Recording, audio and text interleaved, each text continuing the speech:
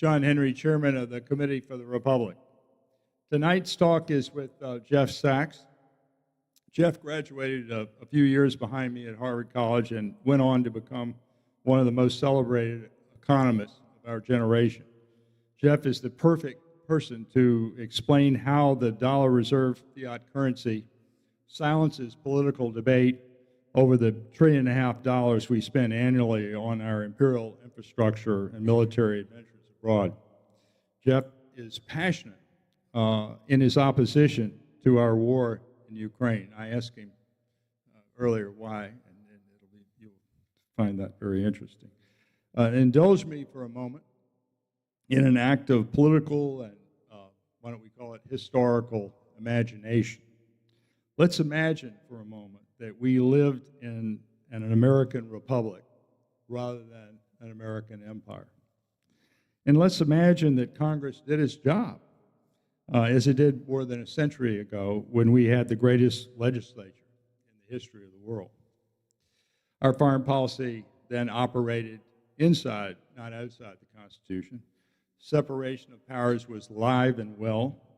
Congress, and bear with me here, let's imagine that Congress exercised its exclusive constitutional power to declare war. Let's imagine that Congress, rather than the committee, invited Jeff Sachs, to testify on whether to provide Ukraine with massive military assistance. Here's what the debate would sound like, and I'm going to paraphrase the greatest, the deciders of the 19th century. Kentucky Senator Henry Clay insists on United States neutrality. Clay proclaims, "We must never forsake our wise policy of peace except in self-defense. Far better it is for us in the cause of liberty that we keep our lamp burning brightly on our shores as a light to all nations than to hazard its utter extinction on a cross of counterfeit national security." Then, Massachusetts Congressman John Quincy Adams, who entered the White House after his presidency, he entered the House of Representatives, right, which is in the Congress. After his presidency, came back. He was in the Senate, but he was president, and he came back to the House because Congress was where the decisions were made. Adams said, quote, "I am opposed to the United States becoming a co-belligerent or a belligerent except in response to aggression on our sovereignty that has already broken the peace. We have a spear and a shield, but the motto on our shield is freedom, independence, and peace. We dare not go abroad in search of monsters to destroy. Our national glory would plunge from liberty to force, from the march of the mind to the march of the foot soldier." Now, Illinois Congressman Abraham Lincoln denies that the war in Ukraine warrants the United States abandoning neutrality. Lincoln underscores that we're the safest nation in the history of the world in the following quote, "At what point shall we expect," Lincoln said, "the approach of danger? Shall we expect some military giant to step the ocean and crush us at a blow? Never. All the armies of Europe, Asia, and Africa combined with the treasure of the earth in their military chest, with a Bonaparte as commander, could not by force take a drink from the Ohio or make a track on the Blue Ridge in a trial of 1,000 years. If danger ever reaches us, it must spring among us.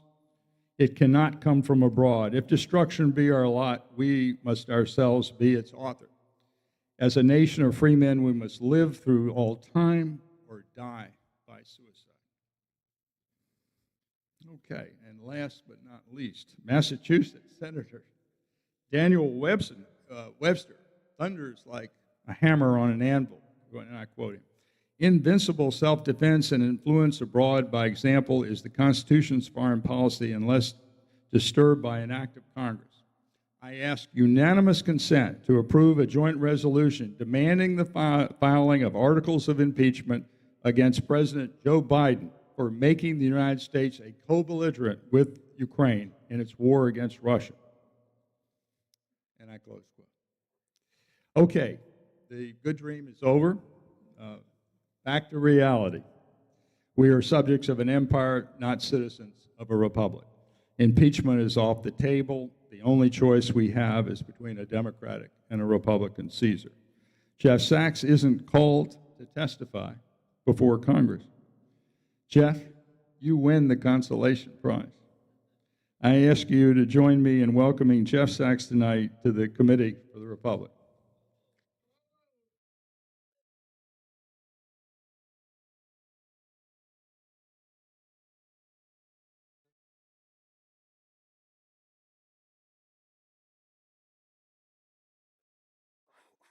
Okay. So, good, yes. Let's pretend you're in Congress now. And so we thought we'd try this interview format, start with. And Jeff, why don't you're very passionate about, in your opposition to the Ukraine war. Can you kind of explain that and kind of take us through each of the steps that you think got us to where we are today? And that, I mean, we can start as early in NATO as you want, going through 208, 214, and so forth. Chronology. First, thanks for having me this evening. And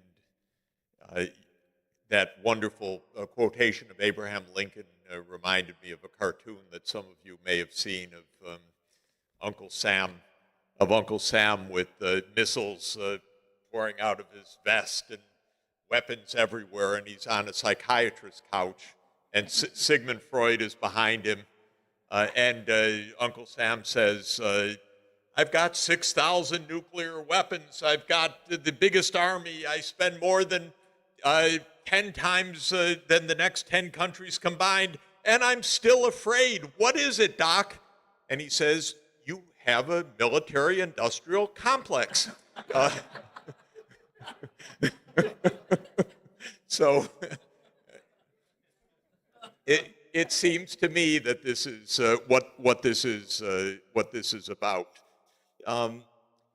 It's interesting. It's not that we're butting into a Russia-Ukraine war. There would never have been a war but for us. So we created the war. It's not that we're intervening in someone else's war in an unwise way. We made the war.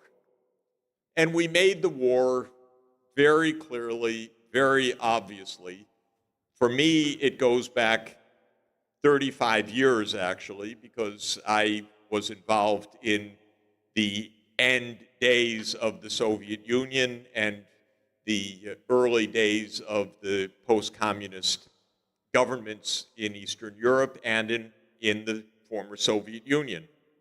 And I knew Gorbachev and Yeltsin and President Kuchma of Ukraine and so on. There was no idea at the time other than we just want to be normal. We've gotten past the 75 years of this nightmare. We're in trouble. We've got a financial crisis. We're broke. We've got a broken economy. But we want to just be normal. This is what Yeltsin said to me, to my face, many times. President Gorbachev, in my mind, was a truly great, decent statesman who just wanted to end this terrible period. And we could not take yes for an answer. We could not accept the idea of peace and normalcy. And I had a little glimpse of it as a young economist. I knew something about financial crises and how to end them.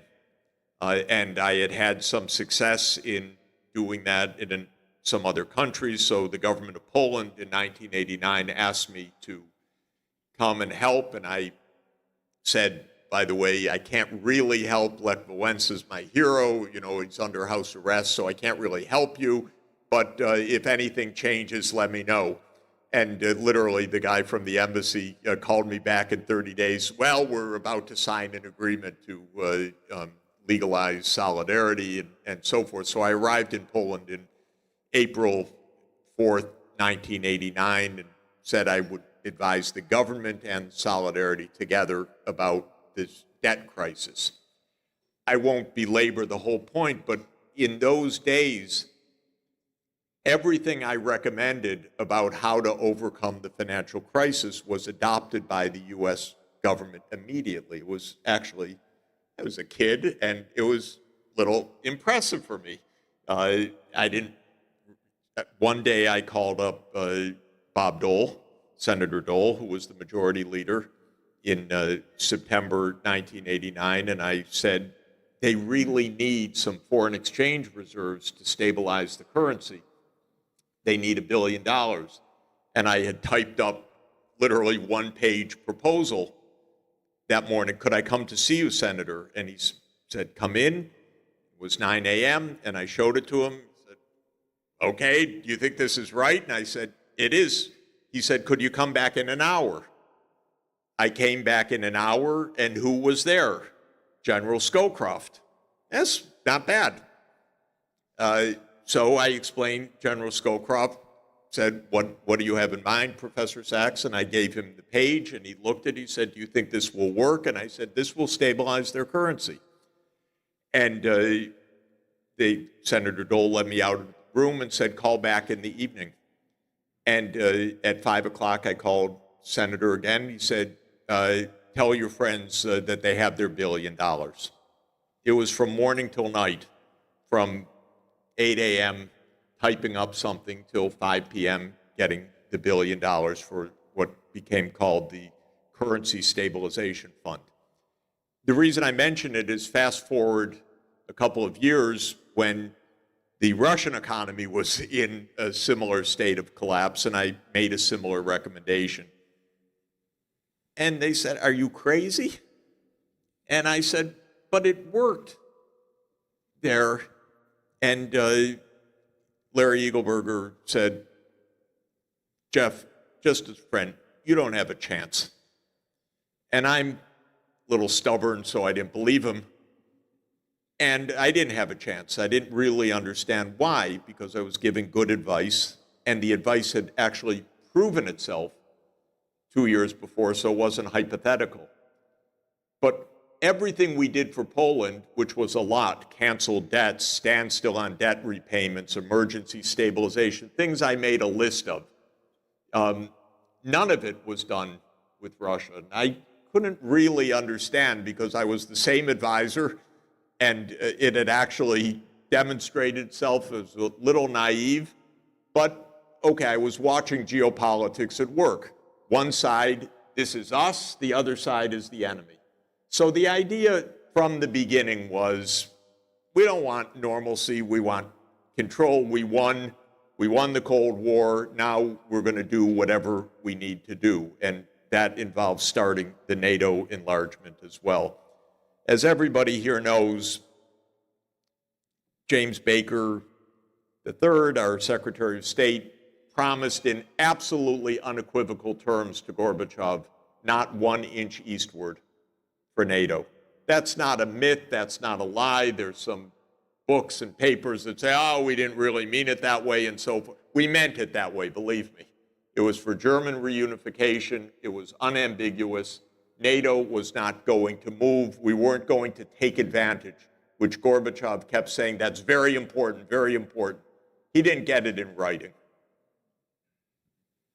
And the moment I was in the room, by the way, the moment the Soviet Union ended in the Kremlin, it was very weird, but Boris Yeltsin walked across the room from a back door, sat in front of me because I was leading a delegation of economists, and he said, gentlemen, because it was all gentlemen, I can tell you the Soviet Union has just ended, because in the room over there I met with the generals of the Soviet military, and they've agreed to the dissolution of the Soviet Union. So that was something I heard across the table.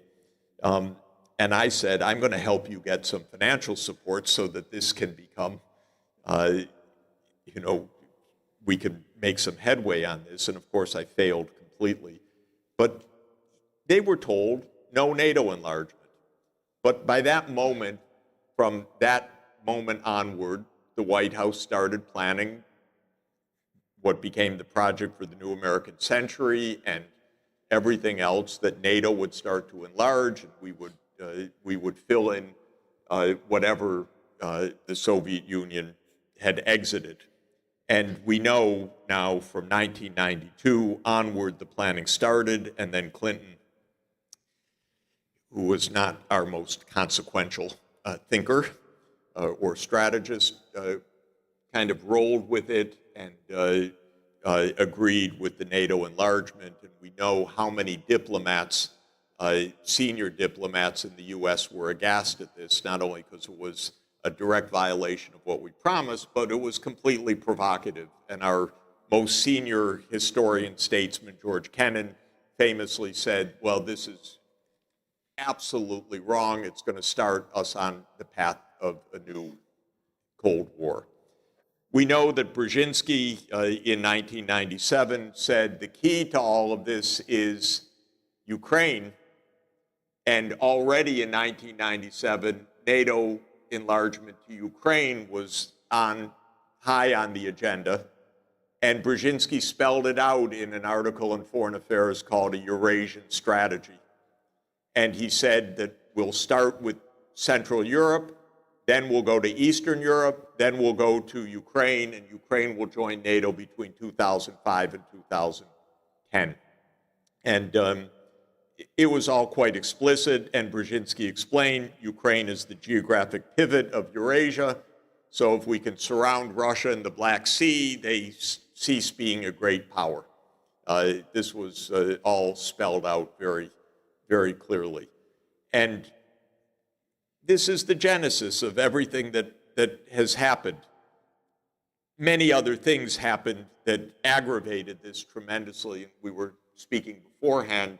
In my view, 2002, the unilateral U.S. withdrawal from the ABM treaty was a disaster because it put Russia even more on edge that the U.S. was unilaterally aiming for a whether first strike advantage or a decisive nuclear advantage, but another violation of trust in a context where NATO was already enlarging. Remember, in 1999, NATO enlargement started with Hungary, Poland, Czech Republic, and then in 2004, Bush added 7 more countries, which was a lot because it was 3 Baltic states, Latvia, Lithuania, Estonia, Bulgaria, Romania, Slovakia, and Slovenia. So it's already up to 10 instead of 1 inch eastward. And then Putin made a very strong appeal in the Munich Security Conference in 2007, saying, don't do anything more. Stop already. And he spells it out. You lied. You promised not an inch. Now we've got 10. You've got to stop this. And of course, the response of the White House, always with the fine ear listening on the ground. And by the way, we know that Bill Burns sent a famous memo that WikiLeaks picked up and released for us to read. The Niet means Niet memo, which said it's not just Putin, it's the entire Russian political class that is dead set against an expansion of NATO to Ukraine, perfectly understandably, in my view. But 2008, the Bucharest NATO summit, Bush pushes NATO's commitment to expand to Ukraine and to Georgia. If you look, and I don't mean Atlanta, Georgia, I mean Tbilisi, Georgia. And if you look at the map, that's a little far from the North Atlantic, by the way, as a defense against a country that doesn't even exist anymore.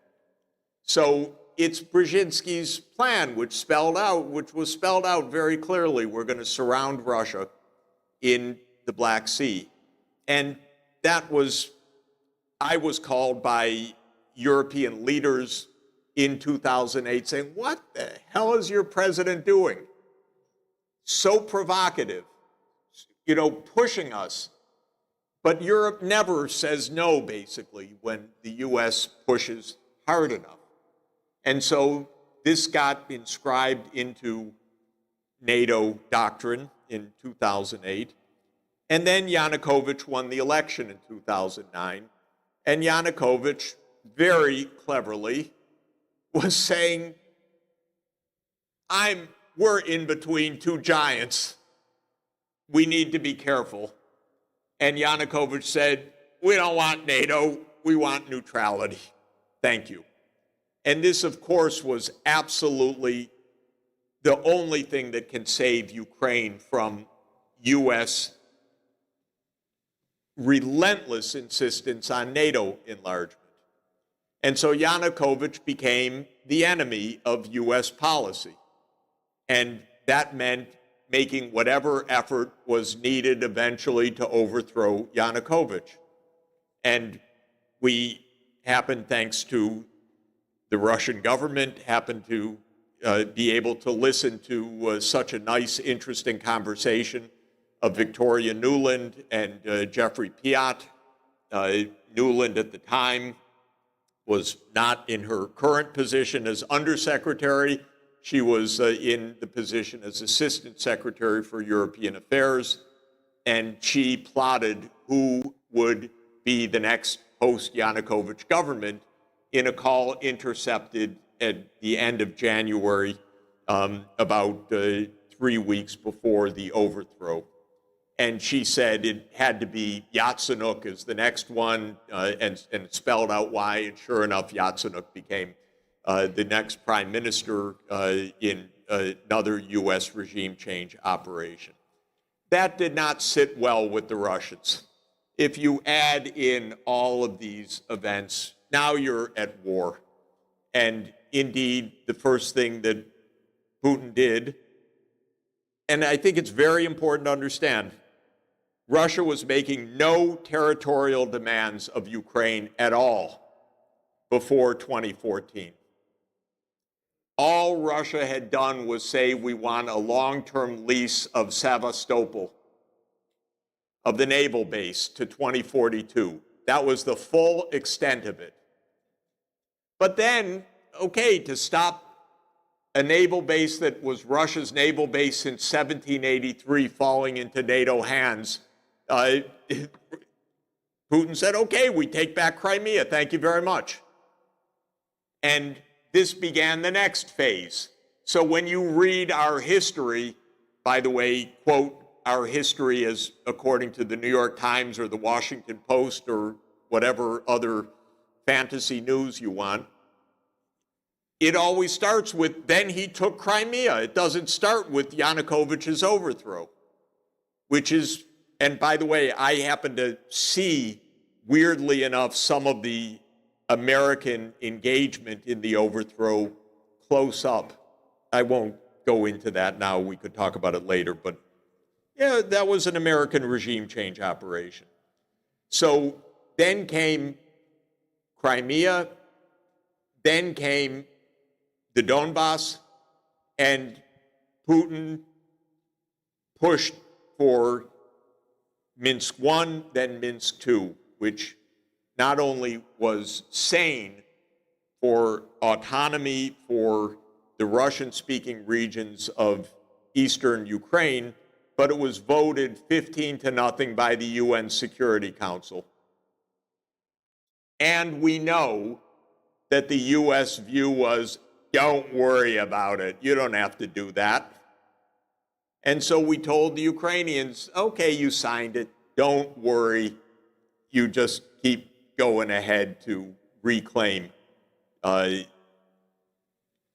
eastern Donbass, and all of the good advice came, no, Ukraine should be a unitary state. We don't want federalism. We don't want autonomy. We don't want a treaty that has been signed, sealed, and confirmed by 15-0 of the Security Council. So that didn't sit very well.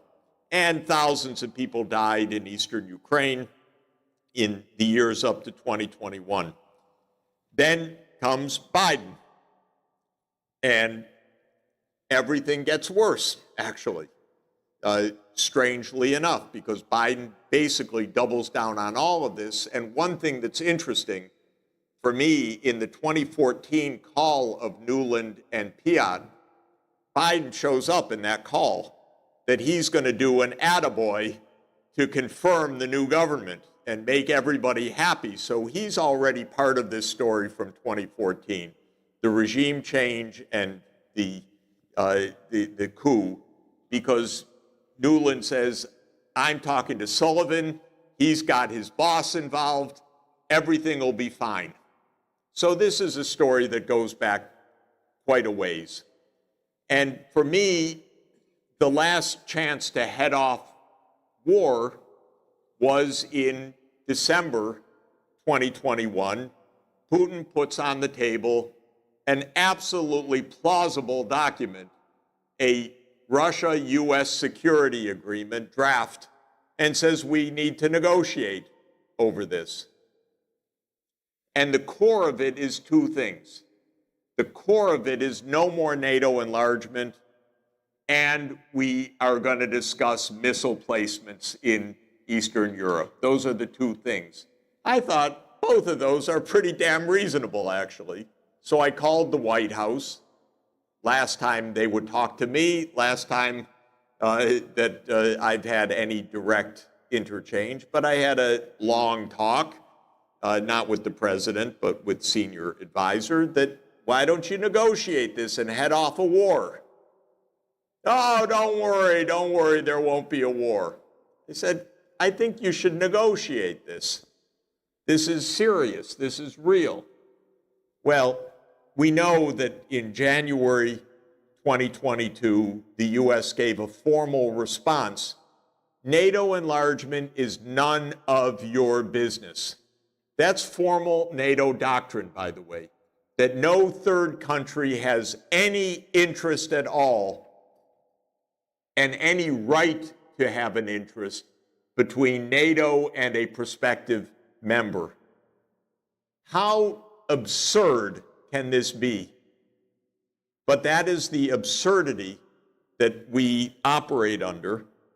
And it's very interesting to read the minutes of the Russian Security Council meeting of February 21st, 2022, which is online, where President Putin calls on each of the senior officials to come up to date, and he calls on Lavrov, and Lavrov says, we have a formal response from the Americans that there's nothing to negotiate, that we've made no progress, there's absolutely no prospect of any negotiation at all. So then the special military operation starts on the 24th. And ladies and gentlemen, it's really important to remember, before February 2014, no territorial demands. Then Crimea, but no territorial demands over the Donbass. As late as January 2022, all that Russia was asking for was the Minsk II agreement to be implemented. That we said no. Then in February, the Duma recognizes the independence of Lugansk and Donetsk. So that's the next step, not annexation, which comes in September. And what was the point of the special military operation? As we say, oh, it was to conquer Ukraine. No. The point absolutely clearly was to get Ukraine to negotiate neutrality, which Zelensky said 3 days afterwards on February 27th, okay, we could talk about neutrality. And in early March, negotiations actually begin. And in fact, I know the backstory to it because I've been briefed in detail of the backstory by many of the participants. But Ukraine, that was the last sane moment of the leadership. They said, we can have neutrality. And the Russians said, can you put something in writing? They put something in writing. It went to Putin. President Putin said, okay, put this into a draft. And they started negotiating with Turkey as a mediator in Ankara. And I went to Ankara to talk to the mediators at length about this. And this nearly reached an agreement about to be signed. Also, Naftali Bennett explained that in a long, weird interview that he gave, a 5-hour interview, but he spelled this out. And as it was explained to me by many of the parties in this, one day the Ukrainians come and say, we're no more negotiation. And we know now that that's because the Americans stepped in and said, no, we will not back you to negotiate neutrality, because the whole project was NATO enlargement. That's the project. And so we stopped the agreement at the end of March, said, we have your back, don't worry about it. The economic sanctions, will do them in. Crush the economy. You'll get HIMARS, you'll get the weapons. He'll never mobilize. All of this fantasy. To me, the whole thing from 1992 onward is a poker game where we have a lousy hand and we keep raising the ante. And so we never agreed for a moment to negotiate once in more than 30 years. And we led Ukraine to disaster, proving, I think, Henry Kissinger's greatest adage, which we all know, which is that to be an enemy of the United States is dangerous, but to be a friend is fatal. And I think that this is Ukraine. They're a friend of the United States, so they're about to be completely destroyed as a friend of the United States. And this is what friendship means. So now, now they understand that all of their fantasies about Ukraine winning on the battlefield and driving Russia out and so forth, it's probably 500,000 Ukrainians dead by now. And now today I haven't heard the details of women in the trenches now because women are being drafted. I don't know whether that's right. I just saw a short note about this. But they're, aside from the fact that we can't even stock their artillery, as we know, they've run out of people. They really have run out of people. And we're at a complete dead end, and this administration is obviously incapable of one moment of real foreign policy or diplomacy. And as far as I know, I don't think Biden has spoken to Putin for one moment since February 24th, 2022. There is no diplomacy. And they have no strategy and no plan except to completely, totally wreck Ukraine. And that's where we are today.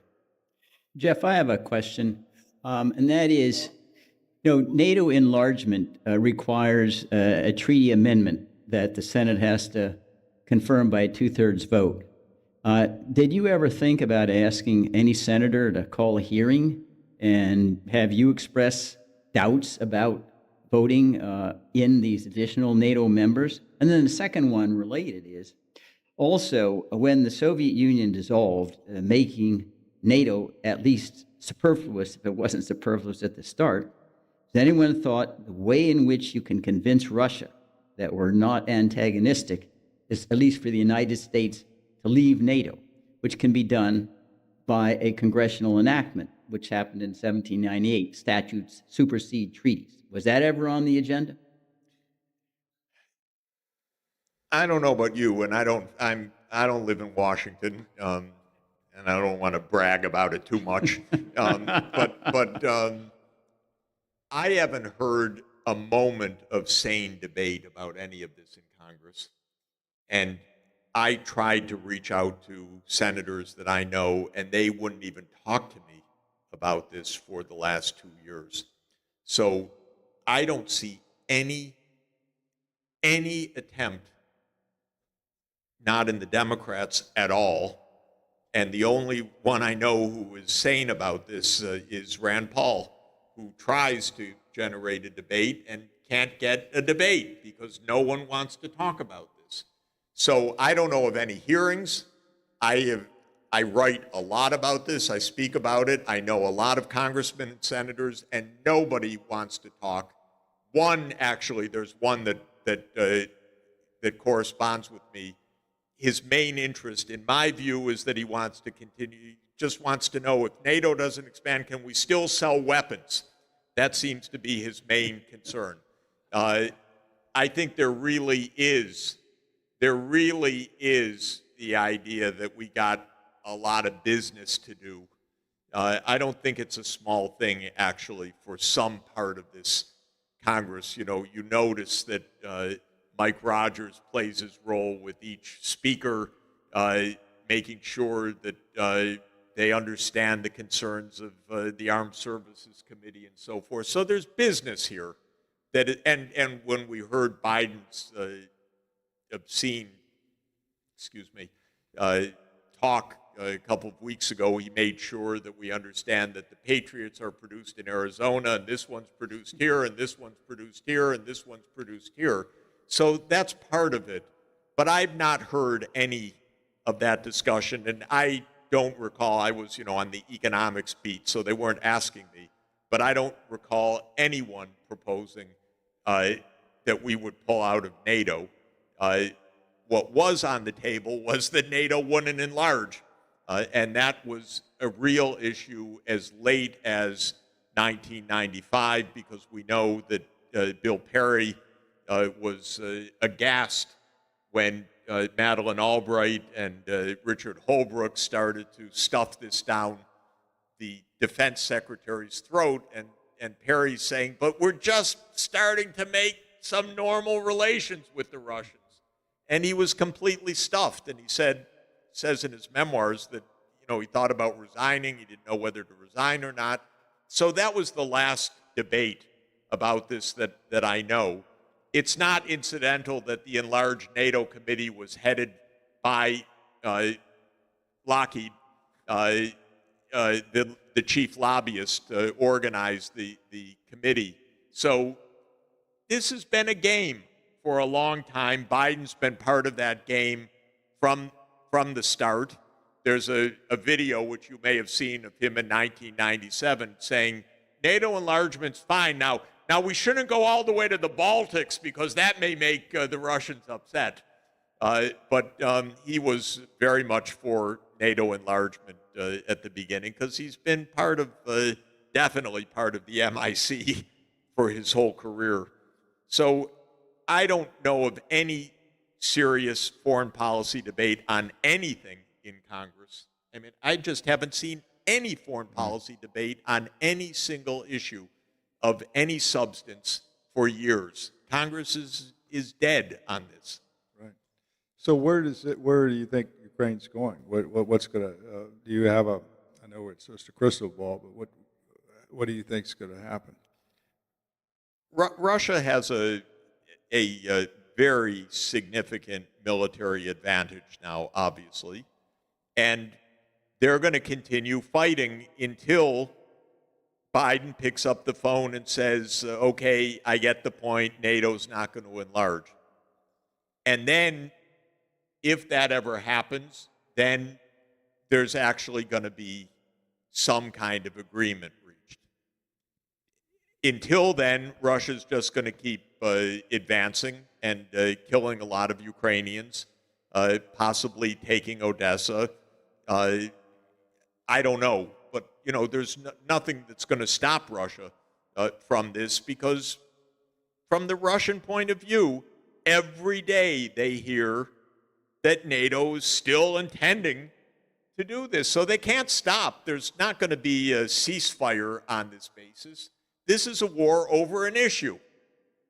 This is a classic von Clausewitz point that this is politics with other means. And the politics here is about the United States and Russia and security. That's what this is about. And the United States won't acknowledge that most basic truth. And because of that, the war will continue, and Russia will continue to expand, and Ukraine will continue to bleed massively. And Biden, I don't know if he's functional anymore, but somebody needs to call Putin to explain, okay, it was a bad idea. We've stopped. And I keep offering my Zoom if they want to Zoom. They don't know how to make a phone call. They can use my phone, they can use my Zoom account, but they've got to make a call to explain, we want to save some part of Ukraine, we want to stop the mass killing and the mass dying, and we understand that there was a real issue behind this, and that they haven't acknowledged to this day.